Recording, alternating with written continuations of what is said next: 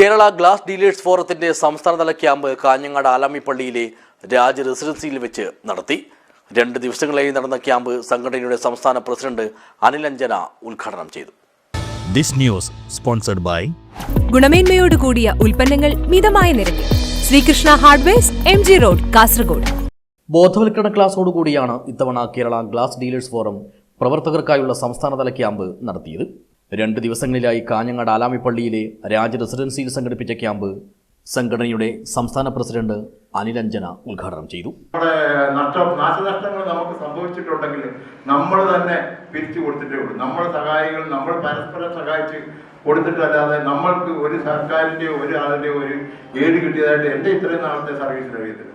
ഇന്ന് ഈ കേരളത്തിൽ ഏറ്റവും കുറച്ച് ലാഭം എടുക്കുന്ന ഒരു പ്രസ്ഥാനമായി മാറി നമ്മുടെ ഗ്ലാസ് വ്യാപാരം. നിങ്ങളോട് പറയുന്നതെന്ന് പറഞ്ഞാൽ ഇത് നമ്മൾ ആത്മാർത്ഥമായിട്ട് നമ്മുടെ ജില്ലകളിൽ പോയിട്ട് ഇന്ന് തന്നെ നമ്മൾ ഓരോരുത്തരും ഒരു 10 പേരെങ്കിലും സംഘടനാ ബോധത്തിൽ കൊണ്ടുവന്നാൽ. ചടങ്ങിൽ ജമാൽ കേച്ചേരി അധ്യക്ഷനായി.